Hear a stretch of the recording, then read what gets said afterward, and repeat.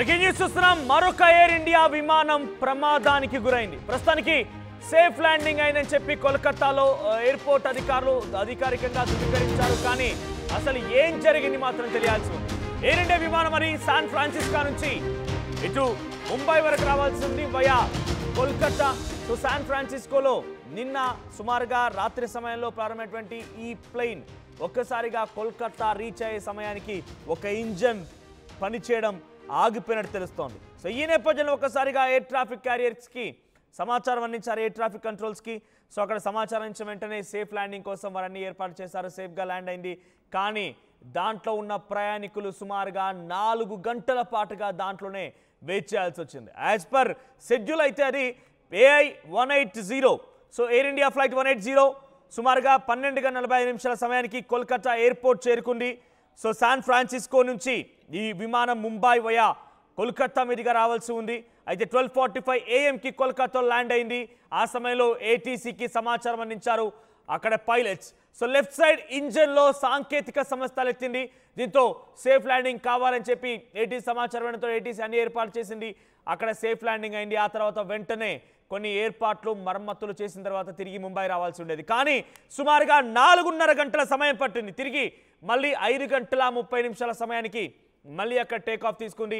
Take off తీసుకొని మళ్ళీ ముంబై రావాల్సిన ఫ్లైట్ సుమారుగా 4:30 పాటుగా ప్రయాణికులు లోపలే ఉండిపోవాల్సి వచ్చింది. ఆ తర్వాత ఒక్కసారిగా 5:20 AM వారందరినీ కూడా మీరు దిగిపోండి, ఫ్లైట్ సెక్యూరిటీ రీజన్స్ కారణంగా మేము ఇప్పుడు దాన్ని మరమ్మతులు చేయాల్సిన అవసరం ఉందని చెప్పడంతో అంతా కూడా ఒక్కసారిగా మళ్ళీ లగేజ్ తీసుకొని దిగిపోవడం ప్రారంభించేశారు.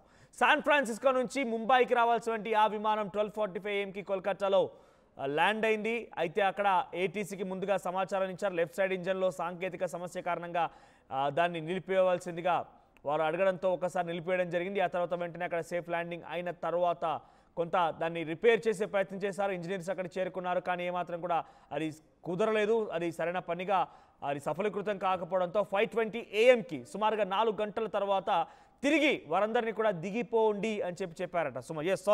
5 గంటల తర్వాత వారందరినీ దిగిపోండి, ఈ ఫ్లైట్ రిపేర్ అవ్వడానికి సమయం పడుతుందని చెప్పి వారంతా చెప్పడం జరిగింది. సో పైలట్ ఆదేశానుసారం వారంతా కూడా దిగిపోయినట్టు తెలుస్తోంది. సో అయితే నిన్న 2 రోజుల క్రితం కూడా ఇటువంటి ఘటనలు చోటు చేసుకున్నాయి. సోమవారం రోజున అంటే నిన్న ఢిల్లీ నుంచి రాంచీ వెళ్తున్నటువంటి ఒక విమానం కూడా ఎయిర్ ఇండియా ఫ్లైట్ కూడా తిరిగి ఢిల్లీలో ల్యాండ్ అవ్వాల్సి వచ్చింది. కారణం టెక్నికల్ సమస్య. గాల్లోకి లేచిన తర్వాత ఒక్కసారిగా అక్కడ టెక్నికల్ సమస్య తలెత్తడంతో తిరిగి మళ్ళీ ఢిల్లీలోని ల్యాండ్ అయిపోయింది. ఆ తర్వాత Boeing 737 MAX 8 ఫ్లైన్ Delhi Indira Gandhi national airport నుంచి 4:20 PM స్టార్ట్ అయింది. So schedule to Ranchi at 6:20 PM. So 4:25 Delhi నుంచి స్టార్ట్ అయిపోయి 6:20 PM కల్లా రాంచీలో ల్యాండ్ అవ్వాల్సింది. కానీ సాంకేతిక సమస్య కారణంగా గాల్లోనే చక్కర్లు కొట్టి తిరిగి ఢిల్లీలో దిగిపోయింది. అది కూడా ఎయిర్ ఇండియా విమానమే. సో మరోవైపుగా ఎయిర్ ఇండియా 7873 అహ్మదాబాద్ సంబంధించినటువంటి ఆ ఘటన మీకు గుర్తు ఉంటుంది బహుశా.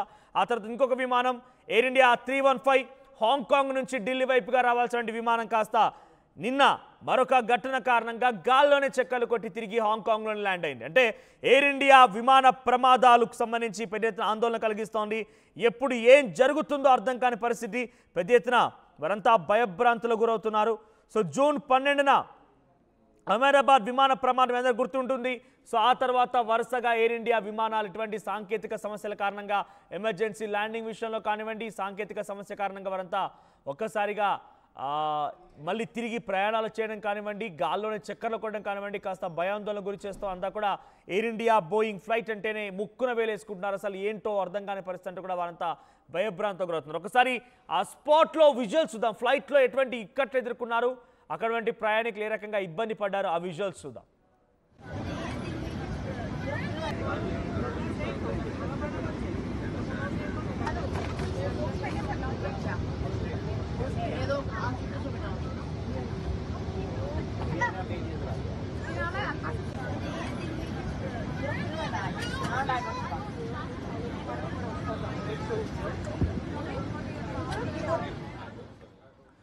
చూస్తున్నారు కదా విజువల్స్ లో వారంతా ఒక్కసారిగా ఇబ్బంది పడిపోయారు. 12:45 AM అక్కడ ల్యాండ్ అయినటువంటి కోల్కతా ల్యాండ్ అయినటువంటి ఈ ఎయిర్ ఇండియా బోయింగ్ విమానం అక్కడ నుంచి తిరిగి మళ్ళీ 4 గంటల పాటుగా సాంకేతిక సమస్యని సరిచేసే ప్రయత్నం చేశారు. లెఫ్ట్ సైడ్ ఇంజన్ని తిరిగి ఇంజనీర్స్ అక్కడికి చేరుకొని రిపేర్ చేసే ప్రయత్నం చేశారు. కానీ ఏమాత్రం కూడా అది కుదుట పడలేదు. దీంతో వెంటనే 5 గంటల 20 నిమిషాల సమయానికి అంటే సుమారుగా 5 గంటల తర్వాత మళ్ళీ అందరినీ కూడా దిగిపోండి, ఫ్లైట్ సెక్యూరిటీ రీజన్స్ కారణంగా ఎమర్జెన్సీ సిచ్యువేషన్లో రిపేర్ చేయాల్సినటువంటి ఆ పరికరం రిపేర్ అవ్వకపోవడంతో మీరంతా దిగిపోండి అనేటువంటి మాటలు మాట్లాడారట. నిన్న కూడా ఒక విమానం ల్యాండ్ అవుతున్న సమయంలో ఎడమ వైపున టైర్ ఒక్కసారిగా ఆ వీల్కి మంటలు అంటుకున్నాయి. ఒక్కసారిగా ఈ ప్రమాదంలో భారీ ప్రమాదానికి సంబంధించి తప్పించుకునే ప్రయత్నం అయితే జరిగింది.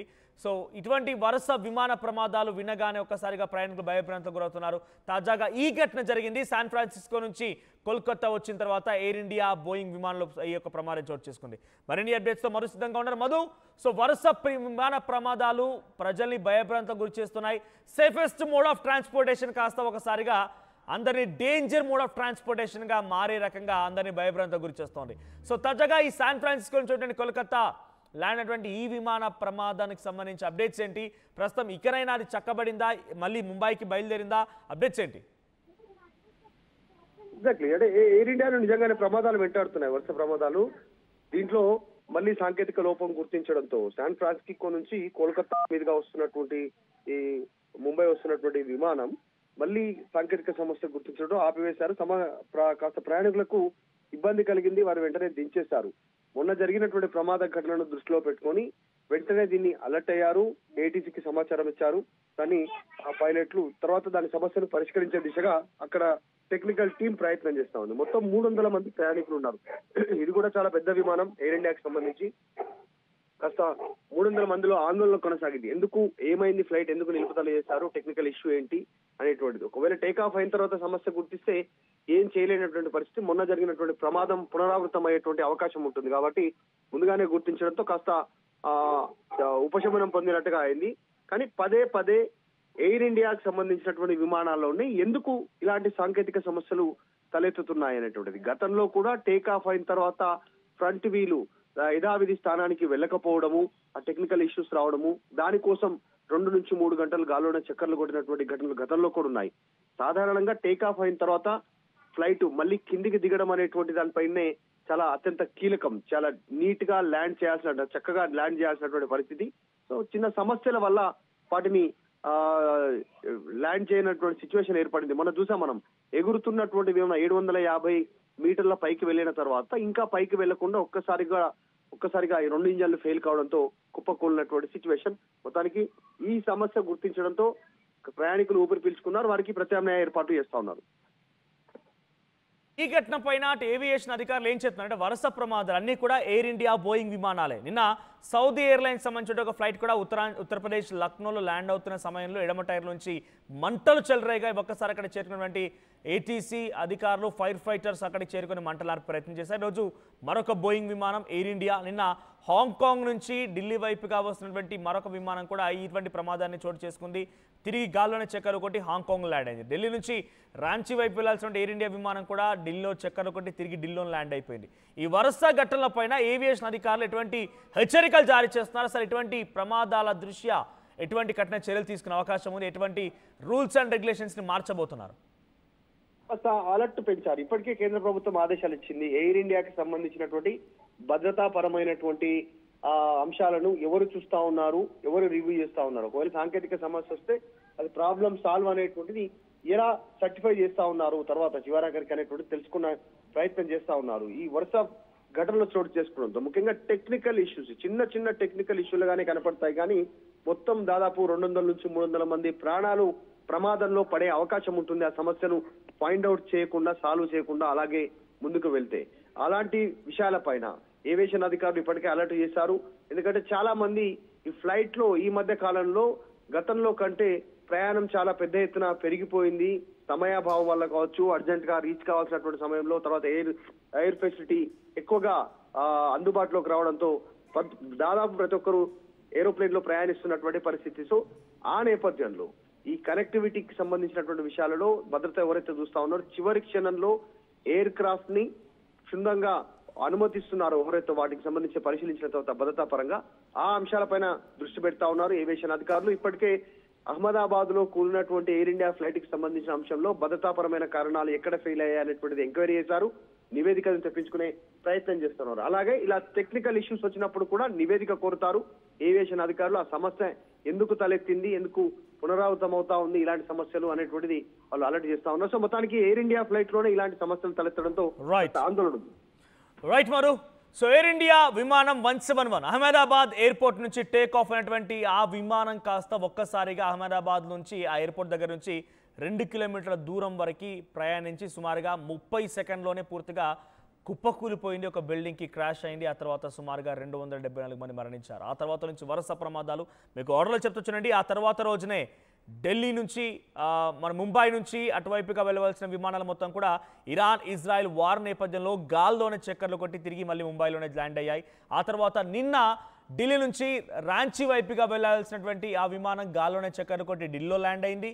ఆ తర్వాత ప్రస్తుతానికి ఒక విమానం సౌదీ ఎయిర్లైన్స్ నుంచి వచ్చిన విమానం ఉత్తరప్రదేశ్ లక్నోలో దిగాల్సిన సమయంలో ఎడమ టైర్లో నుంచి పెద్ద ఎత్తున మంటలు వ్యాపించాయి, దట్టమైన పొగలు వ్యాపించాయి. దీంతో అక్కడ ఫైర్ ఫైటర్స్ చేరుకొని మంటలు ఆర్పే ప్రయత్నం చేశారు.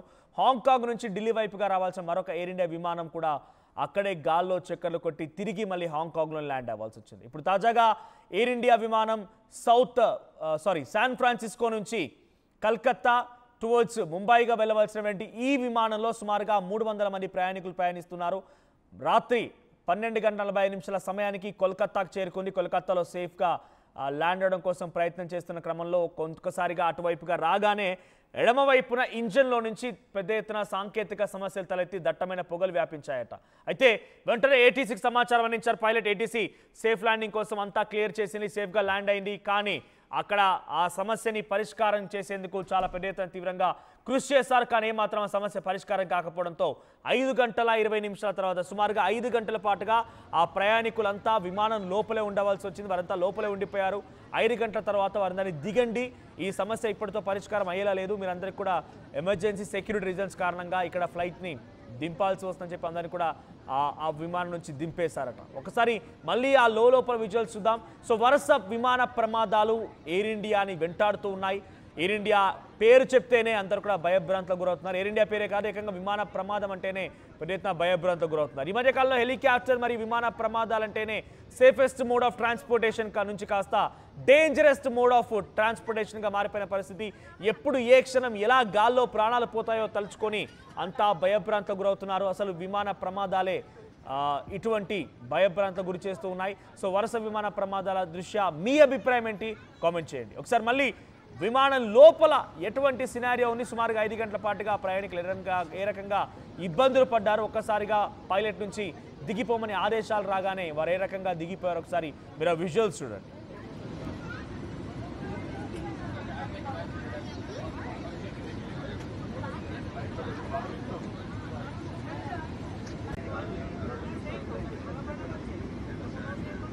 ప్రపంచంలో ఏ మూల ఏ క్షణం ఏం జరుగుతుందో వేగంగా తెలుసుకోవడానికి తొలి వెలుగు వాట్సాప్ ఛానల్ని ఫాలో చేయండి.